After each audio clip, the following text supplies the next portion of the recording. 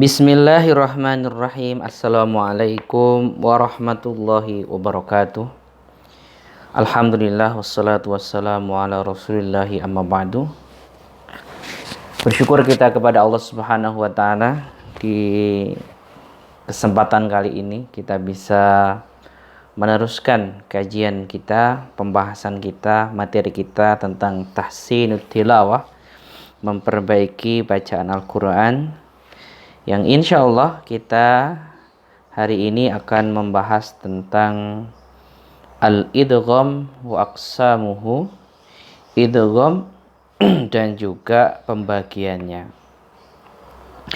Para ikhwah yang dimuliakan oleh Allah Subhanahu wa ta'ala, di dalam kita membaca huruf hijaiyah itu terkadang kita harus membacanya jelas, kadang kita harus membacanya samar, terkadang kita harus membacanya melebur kepada huruf yang lain. Nah, ini ketika kita mau memasukkan satu huruf ke dalam huruf yang lain, ini disebut dengan idgham. Jadi idgham ini secara bahasa ini artinya adalah memasukkan, al-idkhal. Sedangkan menurut istilah adalah pengucapan dua huruf seperti bunyi satu huruf yang ditasydid. Ini harus difahami bersama. Kenapa? Karena dua huruf tersebut sama dalam makhraj atau sifatnya, atau terkadang sama di dalam makhrajnya saja, atau terkadang sama atau berdekatan ya di dalam makhraj atau sifatnya. Nah, berdasarkan makhraj dan sifat-sifat yang dimiliki oleh huruf hijaiyah, maka idgham ini terbagi menjadi tiga. Yang pertama adalah idgham mutamathilain. Apa itu idgham mutamathilain? Yaitu pertemuan dua huruf yang sama di dalam makhraj dan sifatnya. Ta disukun bertemu dengan ta, kaf disukun bertemu dengan kaf, lam disukun bertemu dengan lam, ba disukun bertemu dengan ba. Artinya ketika ada dua huruf yang sama dan huruf pertama ini disukun, maka masuk dalam hukum tajwid yang disebut dengan idgham mutamathilain. Bagaimana contohnya? Fama rabihat tijaratuhum. Mana idgham mutamathilain? Rabihat, ta disukun bertemu dengan ta, tijaratuhum, maka disebut dengan idgham mutamathilain.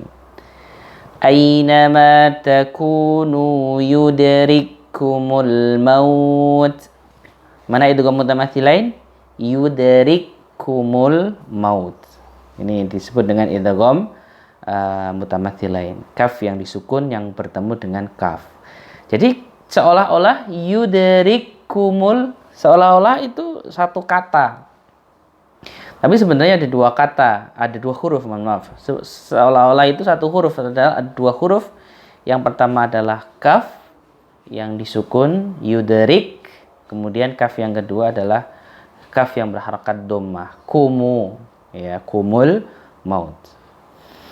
Ya, ketika idgham mutamathilain ini berada pada huruf selain nun dan juga mim, ya, maka tidak dibaca gunnah. Tidak dibaca gunnah. Contohnya kata-kata fama rabihat tijaratuhum, tidak boleh dibaca fama rabihat tijaratuhum. Rabihat nggak boleh dibaca panjang seperti itu. Jadi harus dibaca langsung. Fama rabihat tijaratuhum. Nah, berbeda ketika yang idgham mutamatsilain ini adalah nun yang bertemu dengan nun. Maka harus ada idghamnya. Min ni'matin. Nah, nun disukun bertemu dengan nun, dan ini juga nanti bacaan idgham bi gunnah. Ya, ketika ada nun sukun yang bertemu dengan huruf ya, nun, mim, waw. Ya, atau dalam contoh lahum maghfiratun, ini juga ada idghamnya. Mim yang ditasydid, hukum nun yang ditasydid dan mim yang ditasydid. Ini juga nanti ada idghamnya, harus ditahan. Lahum maghfiratun. Dan ini hanya berlaku pada nun dan juga mim. Nah, ada juga sebuah penjelasan yang harus dicermati juga adalah ketika membaca huruf qalqalah ini nggak boleh dipantulkan. Contohnya adalah idrib bi'asakal hajar, nggak boleh dibaca idrib bi'asakal hajar. Ba-nya nggak boleh dikolkolahkan. Kenapa? Karena ba yang pertama langsung masuk pada ba yang kedua. Maka membacanya adalah idrib bi'asa, nggak boleh dibaca idrib bi'asa, idrib, nggak boleh dikolkolahkan. Ini dalam hukum idgham mutamatsilain. Jadi ketika selain huruf ya, huruf nun dan juga mim, maka tidak boleh dibaca gunnah. Kemudian ketika bertemu huruf qalqalah, maka qalqalahnya pun dihilangkan. Kemudian yang kedua adalah idgham al-mutajanisain. Ketika idgham mutamatsilain, ini hurufnya sama dalam makhraj dan juga sifat. Berarti hurufnya itu benar-benar sama. Ba dengan ba, mim dengan mim, lam dengan lam. Maka kalau idgham mutajanisain adalah pertemuan dua huruf yang makhrajnya sama, tempat keluar huruf sama, namun sifatnya berbeda. Ini disebut dengan idgham mutajanisain. Di dalam Al-Quran, pertemuan huruf-huruf yang memiliki kesamaan makhraj namun berbeda sifat tersebut terjadi pada huruf berikut. Huruf ta, dal, dan ta. Dha, zal, dan tha. Kemudian huruf ba dan juga huruf mim. Jadi begini, kalau ada to disukun bertemu dengan dal atau bertemu dengan ta, atau kebalikannya, dal yang disukun bertemu dengan ta. Pokoknya kalau ada huruf to, dal, dan ta ini satu paket, satu kata, atau bukan satu kata, bertemu entah satu kata atau tidak satu kata. Kemudian yang pertama ini adalah sukun, maka langsung dimasukkan. Contoh, huruf dal yang bertemu dengan ta, kan ada ini yang pertama to, dal dengan ta. To, dal, ta. Makhrajul hurufnya sama-sama di ujung lidah. Ya, sama-sama di ujung lidah. Baik, bagaimana cara membacanya? Perhatikan, qad tabayyana. Tidak boleh dibaca qad tabayyana. Perhatikan. Dal walaupun tidak bertemu dengan dal, tapi dia bertemu dengan ta yang sama, makhrajnya sama, tempat keluarnya sama, tapi sifatnya berbeda karena hurufnya beda. Ta, desis, hamas, da, ya, tidak ada desisnya, tidak ada hamesnya. Maka sifatnya berbeda, tetapi gara-gara makhrajnya sama, maka membacanya harus diidghamkan, harus dimasukkan. Qad tabayyana, tidak boleh dibaca qad tabayyana. Contoh yang kedua adalah asqalat da'awallaha. Nah, ini ta disukun bertemu dengan dal. Asqalat da'awallaha, nggak boleh didesiskan. Hamesnya nggak boleh ada. Asqalat nggak boleh ada desis. Harusnya kan tak disukun kan berdesis hames. Sifatnya hames gitu ya. Tapi gara-gara dia bertemu dengan dal yang di situ sama dalam makharijul hurufnya, nah, maka langsung masuk dibaca ke huruf dal. Asqalat da'awallaha. Jadi seolah-olah taknya itu hilang, langsung masuk ke dalam huruf dal. Contoh yang selanjutnya adalah idzalamtum, zal bertemu dengan dha. Idhammat ta'ifatani, tak bertemu dengan ta. Yalhaz dzalik, ya. Jadi enggak dibaca yalhaz dzalik, tapi yalhaz dzalik, langsung masuk. Sa seolah-olah tidak ada karena diidghamkan, dimasukkan pada huruf dzal. Kemudian contoh selanjutnya irkam ma'ana, nggak boleh dibaca irkab ma'ana, tapi ba-nya hilang, melebur langsung pada huruf mim, karena ba dan mim itu sama dalam makhrajnya, sama-sama di bibir, ya. Kemudian yang terakhir contohnya adalah basalta, ini juga ta-nya langsung dileburkan kepada huruf ta. Ini disebut dengan idgham mutajanisain. Jadi kalau mutamathilain ini sama persis dalam sifat dan makhrajnya, tapi kalau mutajanisain ini sama dalam makhrajnya tetapi berbeda dalam sifatnya. Dan huruf-hurufnya yang ada dalam Al-Quran tadi, ta, dal, dan ta, ini bertemu. Entah bagaimana bertemunya. Pokoknya yang awal sukun, ta-nya sukun bertemu dengan ta kah, dalnya sukun bertemu dengan ta, atau gimana. Pokoknya kalau ada ta, dal, dan ta, ini bertemu dalam satu dalam sebuah kata atau kalimat, ini dia dibaca idgham. Selanjutnya adalah ada yang disebut dengan idgham mutaqaribain. Apa yang disebut dengan idgham mutaqaribain?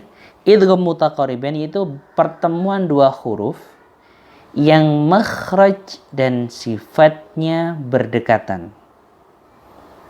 Contohnya adalah huruf qaf bertemu dengan kaf atau lam bertemu dengan ra. Jadi kalau mutaqariban itu diambil dari kata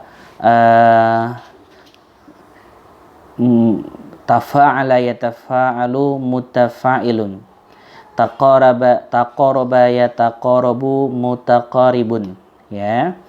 Al-mutaqarib itu artinya adalah berdekatan, artinya berdekatan sifat dan juga makhrajnya. Ya, kalau mutamathilain ini sama. Mutamathilain itu artinya sama. Kalau mutajanisain itu sejenis. Tapi kalau mutaqaribain ini berdekatan. Dan untuk yang mutaqaribain ini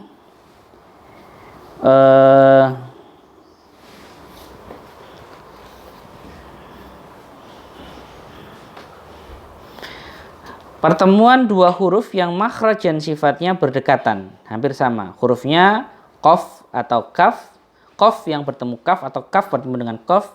Yang kedua adalah lam bertemu dengan ra atau ra yang bertemu dengan lam. Contoh, dibaca langsung huruf kaf tanpa mengqalqalahkan huruf qaf. Alam nakhluqukum. Nah, ini perhatikan. Ada qaf disukun bertemu dengan kaf. Ini qaf dengan kaf ini mutaqariben, berdekatan makharijul hurufnya. Qa fi aqsal lisan, di lidah pangkal. Ka di lidah pangkal tapi agak naik sedikit. Ini makharijul huruf mereka mutaqaribain. Sehingga ketika mereka berdekatan seperti itu, huruf qaf di sini langsung dibaca sambung. Alam nakhluqukum dibaca langsung. Kemudian wa qur rabbi zidni ilma. Di sini ada lam bertemu dengan ro. Tidak boleh dibaca wa qul rabbi tapi langsung masuk. Wa qur rabbi wa qur rabbi. Jadi lamnya ini langsung masuk ke dalam huruf ro-nya karena ada lam yang disukun yang bertemu dengan ro. Lam dan ro ini mutaqaribain, sama-sama di ujung lidah yang bertemu dengan langit-langit. Kalau la agak ke tengah, kalau ro ini agak ke maju sedikit ya. Ini makharijul hurufnya ada di situ. Maka ketika berdekatan seperti itu, maka membacanya langsung. Wa qur rabbi zidni ilma. Ya, nggak boleh dibaca wa qul rabbi zidni ilma seperti itu. Ini pembahasan tentang idgham mutamathilain. Materi selanjutnya adalah tentang hukum waqaf. Hukum waqaf ini termasuk bagian penting di dalam ilmu tajwid dikarenakan kesalahan dalam waqaf itu terkadang sampai merusak arti kita dalam membaca Al-Quran. Jadi ketika kita membaca Al-Quran itu tidak boleh sembarangan berhenti. Kita kalau naik mobil, naik motor di jalan raya saja, ada rambu-rambu yang harus kita cermati. Jangan sampai kita jalan terus atau berhenti terus. Makanya ada lampu merah, lampu hijau, lampu kuning. Dan ini juga berlaku ketika kita membaca Al-Quran. Ada sebuah keadaan di mana kita terkadang harus berhenti, ada keadaan lebih baik berhenti, ada keadaan lebih baik terus, dan ada keadaan tidak boleh berhenti. Jadi keadaan-keadaan tersebut, mengetahui hukum-hukum tersebut disebut dengan ahkamul waqfi atau hukum-hukum tentang wakaf. Jadi wakaf itu secara bahasa artinya adalah berhenti. Ya, sedangkan menurut istilah adalah membaca Al-Quran atau berhenti membaca Al-Quran baik di akhir ayat atau di pertengahan ayat yang disertai dengan nafas. Jadi membaca Al-Quran itu nggak boleh di pertengahan nafas sembarangan ya. Contoh Alhamdulillahi Rabbil. Nah, nggak boleh di pertengahan kita membaca Al-Quran kita bernafas seperti itu, nggak boleh. Karena kalau kita bernafas itu berarti kita mewakafkan kata tersebut atau memberhentikan kata tersebut. Kemudian berhentinya kita ketika membaca Al-Quran itu harus disertai dengan pengetahuan atau disertai dengan ilmu. Baik, jadi yang disebut dengan wakaf tadi artinya berhenti. Nah, wakaf di dalam Al-Quran ini ada beberapa macam ya. Yang pertama ada yang disebut dengan wakaf al-waqfu al-ikhtibari. Ya. Kalau di buku ini itu wakaf dibagi menjadi 4. Ada waqful ikhtibari, ada waqful intidhari, waqful iltirari, waqful ikhtiyari. Ada 4. Tapi kita langsung ringkas saja. Kita kurangi 1 bahwa wakaf itu ada 3. Ya, saya jelaskan ya. Wakaf itu ada 3. Yang pertama adalah wakaf ikhtibari. Ini yang pertama. Apa itu wakaf ikhtibari? Yaitu berhenti pada ayat yang belum sempurna yang dilakukan oleh seorang guru dalam proses menguji muridnya. Wakaf ini hukumnya diperbolehkan. Artinya wakaf ikhtibari ini adalah wakaf saat kita belajar membaca Al-Quran. Ketika kita mengajar Al-Quran, kita biasanya menggunakan metode talaki. Kita membaca, murid kita mengikuti. Nah, saat kita nanti membacanya terlalu panjang, maka murid kita tidak bisa mengikuti bacaan kita. Sehingga kita membacanya terputus-putus. Dan ini diperbolehkan. Ara'aita. Nah, tahu ya. Muridnya mengikuti. Ara'aitalladzi, muridnya mengikuti. Ara'aitalladzi yukadzibu. Nah, muridnya mengikuti lagi. Yukadzibu biddin. Jadi kalau proses belajar mengajar ini diperbolehkan wakaf di tempat yang kita inginkan, tetapi hukum tajwid di situ tidak berlaku karena memang kita dalam proses belajar mengajar. Dan wakaf pada saat itu disebut dengan wakful ikhtiyari, wakaf ikhtiyari. Kemudian yang kedua ada disebut dengan al-waqfu al-ittirari. Wakaf ittirari ini adalah wakaf atau berhenti pada ayat yang belum sempurna yang dilakukan dalam keadaan darurat atau terpaksa. Hal ini terjadi karena biasanya kehabisan nafas, lupa, bersin, batuk, menguap, menjawab salam, dan sebagainya. Dan wakaf ittirari ini diperbolehkan. Jadi wakaf ittirari ini adalah wakaf dalam keadaan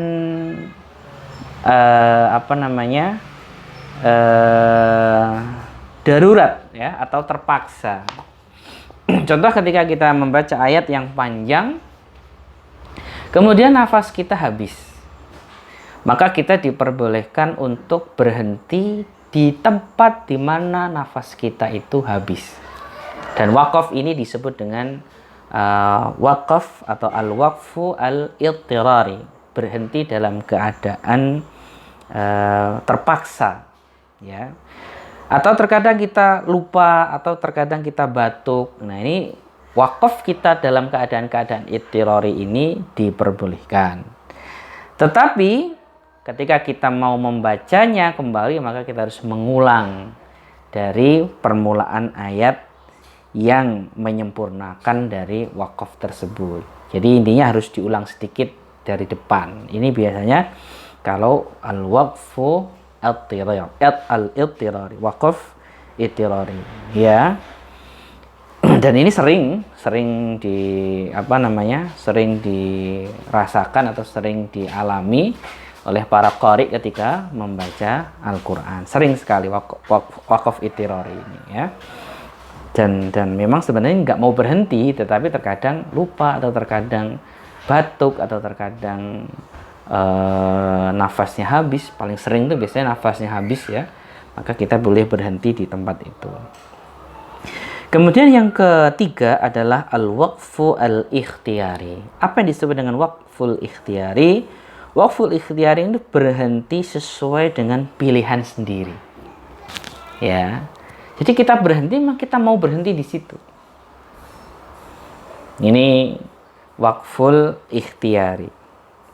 Nah, sebenarnya rambu-rambu wakaf dalam Al-Quran ini sudah bisa menjadikan kita wakaf dengan benar. Kan dalam Al-Quran itu kan ada rambu-rambunya. Kalau huruf shad atau sili itu artinya lebih baik diwasalkan, atau kalau qili, qaf itu lebih baik berhenti. Ini sebenarnya itu sudah menjadi ini, ya, menjadi penunjang wakaf bagi mubtadiin, orang yang baru belajar Al-Quran dan tidak mengerti bahasa Arab.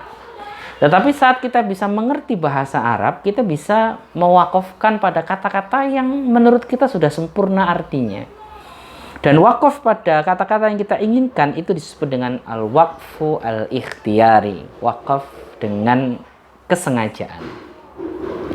Jadi ada wakaf yang dalam keadaan tidak sengaja disebut dengan al-ittirari, ada wakaf dalam keadaan sengaja disebut dengan al-ikhtiyari, ada wakaf dalam keadaan belajar disebut dengan al-waqfu al-ikhtibari.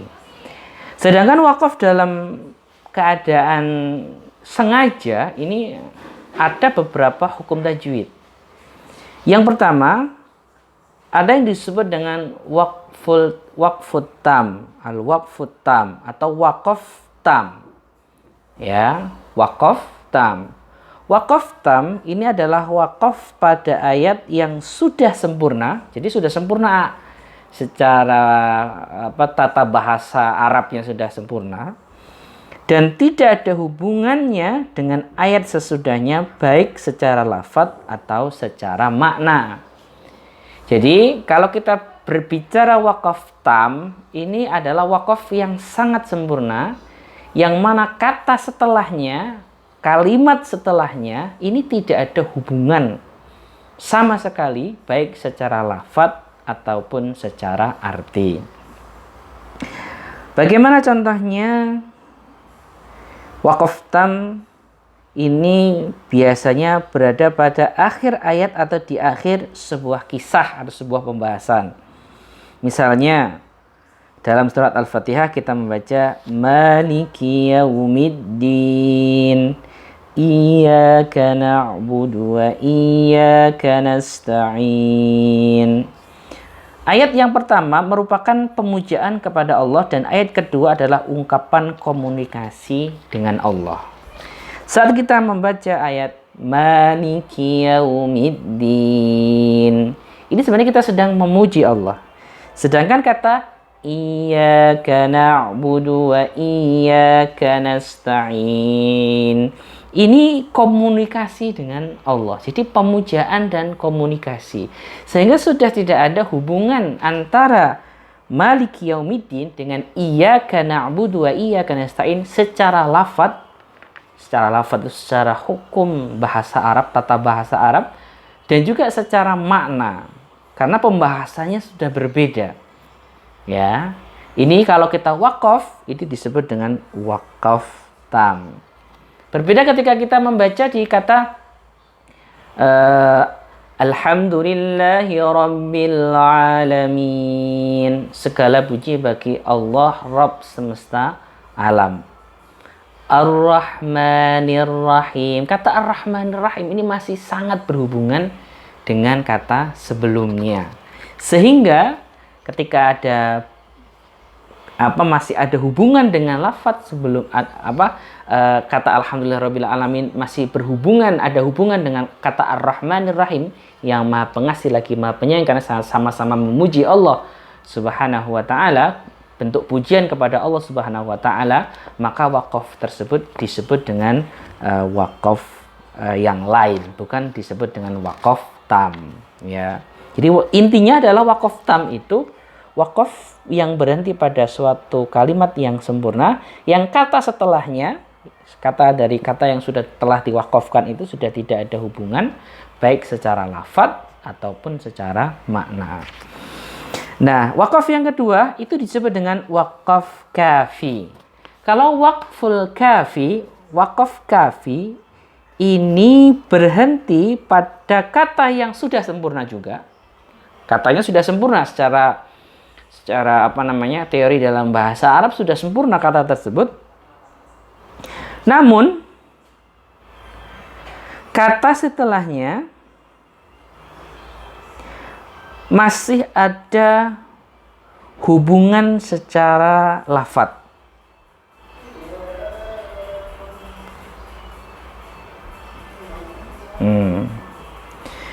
Contohnya adalah innal ladzina kafaru sawaun 'alaihim a'anzartahum am lam tundirhum la yu'minun. Sesungguhnya orang-orang yang kafir ini sama saja bagi kalian, engkau beri peringatan atau tidak engkau beri peringatan, mereka tidak akan beriman. Lihat, kita berhenti pada kata la yu'minun. Kata setelahnya khatamallahu ala qulubihim. Allah telah menutup hati-hati mereka. Ya. Kata la yu'minun dengan khatamallahu ala qulubihim ini masih ada hubungan. Hubungannya dalam apa? Hubungannya dalam masalah makna atau arti. Artinya masih ada berhubungan. Jadi pembahasannya itu belum selesai. Ini masih ngomongin orang-orang kafir. Walaupun kita berhenti pada kata la yu'minun di ayat yang ke-6 dalam surat Al-Baqarah, tapi ayat yang ke-7-nya ini masih berbicara tentang orang-orang kafir. Maka waqaf kafi ini adalah berhenti pada kata atau kalimat yang sudah sempurna, tapi kata setelahnya ini masih ada hubungan secara makna. Apakah boleh waqaf kafi ini? Boleh, ya. Dan waqaf kafi ini juga termasuk waqaf yang baik, tapi tidak sesempurna waqaf tam. Waqaf yang ketiga adalah waqaf hasan. Waqaf hasan adalah waqaf pada ayat yang maknanya sempurna, namun masih ada hubungan makna dan lafadz.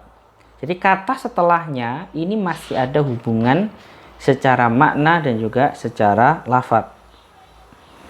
Ya. Contohnya adalah kata alladzina yu'minuna bil ghaibi wa yuqimunas shalah wa mimma razaqnahum yunfiqun. Saat kita berhenti pada kata wa yuqimunas shalah, perhatikan. Alladzina yu'minuna bil ghaib, yaitu orang-orang yang beriman pada sesuatu yang gaib. Wa yuqimunas shalah, mereka mendirikan salat. Kita berhenti di situ. Ini masih belum sempurna karena sifat dari muttaqin ini masih belum selesai. Baru dijelaskan yaitu orang yang beriman pada sesuatu yang gaib, mendirikan salat, masih belum selesai. Wa mimma razaqnahum yunfiqun, dan mereka menginfakkan sebagian dari rizki yang telah kami berikan kepada mereka. Maka kata wa mimma razaqnahum yunfiqun ini sangat berhubungan dengan wa yuqimunas shalah, baik secara makna ataupun secara lafadz. Secara makna karena memang masih membahas tentang kriteria orang-orang yang muttaqin. Secara lafadz karena memang kalau kita belajar bahasa Arab, kata wa mimma razaqnahum yunfiqun ini diatofkan, disandarkan karena ada huruf waw di situ, ya, dengan kata sebelumnya, sehingga sebenarnya kata itu adalah kata yang atau kalimat tersebut adalah kalimat yang masih bersambung karena ada huruf wawnya yang menyambung kalimat tersebut. Ini disebut dengan waqaf hasan. Kemudian yang terakhir adalah al-waqful qabih, waqaf yang sangat buruk. Waqaf qabih ini waqaf pada ayat yang maknanya belum sempurna. Katanya maknanya belum sempurna. Contohnya kita berhenti pada alhamdulillahi rabb. Harusnya alhamdulillahi rabbil alamin. Segala puji bagi Allah, Rabbi, Tuhan. Tuhan apa? Masih belum sempurna. Rabbil alamin. Sehingga kata berhenti pada kata Rabb ini termasuk waqful qabih. Nah, waqaf qabih ini kalau disengaja hukumnya haram. Tetapi kalau tidak disengaja maka hukumnya tidak apa-apa. Karena tadi itirori, kehabisan nafas, maka tidak masalah. Tetapi memang harus diulang dari kata sebelumnya. Tetapi kalau kita sengaja wakaf pada kata tersebut, maka hal tersebut tidak diperbolehkan, ya. Nah, ini beberapa hukum tentang wakaf. Jadi intinya kalau kita wakaf mau aman ya ikut tanda-tanda wakaf. Kecuali kalau kita mau wakaf sendiri, maka kita harus tahu hukum wakaf tam, wakaf hasan, ya kan, wakaf kafi, wakaf qabih. Yang 3 awal diperbolehkan, yang wakaf qabih ini tidak diperbolehkan. Nah, kita mengetahui sempurna atau tidak sempurna kalimat dalam Quran itu harus mengetahui bahasa Arab, ya. Kalau nggak bisa ya lebih baik mengikuti tanda-tanda wakaf di dalam Al-Quran. Nah, ada beberapa tanda wakaf ya yang sering digunakan dalam mushaf kita. Yang pertama adalah wakaf mim. namanya adalah waqaf lazim, tanda mim ya. Ya, contohnya adalah innama yastajibul ladina yasma'un. Ada mimnya. Kalau ada mimnya, ini berarti menunjukkan harus berhenti. Yang kedua adalah alamat waqaf la atau alamatul waqfi al-mamnu. Alamat waqaf yang tidak diperbolehkan untuk berhenti. Jadi kalau ada kata la, ini tidak diperbolehkan berhenti. Contohnya alladzina tatawaffahumul malaikatu thayyibina yaquluna salam. Enggak boleh kita berhenti di thayyibin, enggak boleh. Karena ada kata lam yang menunjukkan tanda tidak diperbolehkan untuk berhenti. Kemudian ada waqaf dengan waqaf sili, shad ya. Shad dengan lam. Sili, shad lam ya. Ya, sili, shad, tandanya shad seperti itu ya. Maka kalau pakai shad seperti itu maka boleh berhenti namun meneruskan bacaan lebih utama. Ya, contohnya wa iyamsaskallahu bidurrin fala kashifa lahu illahu. Boleh berhenti. Tetapi lebih baik disambung. Fala kashifa lahu illa huwa wa iyamsaska bi khair. Nah, seperti itu ya. Nah, harus lebih baik disambung. Kemudian yang keempat, alamat waqaf jim atau jaiz, bahwa boleh berhenti, boleh tidak berhenti. Hukumnya sama saja. Contohnya dzalika bi annahum syaqqullaha wa rasulahu wa may yushaqiqillah. Boleh diwakafkan, boleh diwasalkan, disambung boleh, atau diberhentikan. Dzalika bi annahum syaqqullaha wa rasulah, boleh juga. Dan ini hukumnya sama. Boleh berhenti ataupun boleh diwasalkan. Kalau qili, qaf, lam dan ya itu qili, ini menunjukkan lebih baik berhenti. Contohnya walaqad atayna Musal kitaba fakhtulifa fihi walaula kalimatun sabaqat. Ya, diwasalkan boleh. Tapi lebih baik diberhentikan. Lebih baik walaqad atayna Musal kitaba fakhtulifa fihi. Ya, boleh. Lebih baik diberhentikan. Kemudian wakaf yang keenam adalah wakaf mu'anaqah. Ada titik 3 ya, itu namanya mu'anaqah. Nah, mu'anaqah ini boleh berhenti pada salah satunya atau agar berhenti pada salah satunya. Harus berhenti pada salah satunya. Contohnya dzalikal kitabu la raiba fih. Bisa berhenti di situ, atau dzalikal kitabu la raib fihi hudan lil muttaqin. Ini namanya waqaf mu'anaqah. Nah, sebagian mushaf ini ada yang pakai tanda selain tanda-tanda yang tadi. Ada yang pakai ta, artinya boleh berhenti atau terus. Ya, ta. Ya, kalau ta ini berarti sama dengan jim ya kalau di tanda waqaf yang lain. Kemudian ada waqaf qaf dan fa. Ini anjuran untuk berhenti.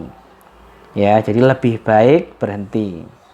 Kemudian kalau zai ini boleh berhenti tetapi meneruskan bacaan lebih utama. Kemudian huruf shad ini lebih baik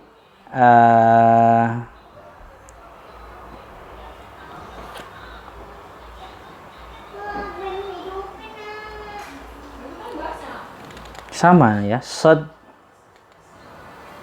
ini sama dengan mujawaz, boleh berhenti namun meneruskan bacaan lebih utama. Ini shad. Kemudian kalau qaf boleh wakaf tapi wasal lebih baik ya. Kemudian ada sin, wakaf Jibril atau wakaf munazzal, tanda wakaf yang menunjukkan bahwa di tempat itu Jibril wakaf ketika menyampaikan wahyu. Ya, ada wakaf yang dikasih tanda sin. Ya, ini beberapa mushaf memang agak berbeda dengan tanda wakafnya. Ala kulli hal, ketika antum bisa bahasa Arab, antum bisa memakai wakaf ikhtiyari, wakaf yang kita inginkan, tetapi harus dalam koridor wakaf, yaitu di wakaf tam, wakaf kafi atau wakaf hasan. Nggak boleh wakaf qobih. Tapi kalau kita nggak bisa mengerti bahasa Arab, maka kita mengikuti rambu-rambu di dalam bahasa Arab. Taib, mungkin itu yang bisa kita kaji di pagi hari ini. Aku qouli hada wa astaghfirullah li wa lakum. Wassalamualaikum warahmatullahi wabarakatuh.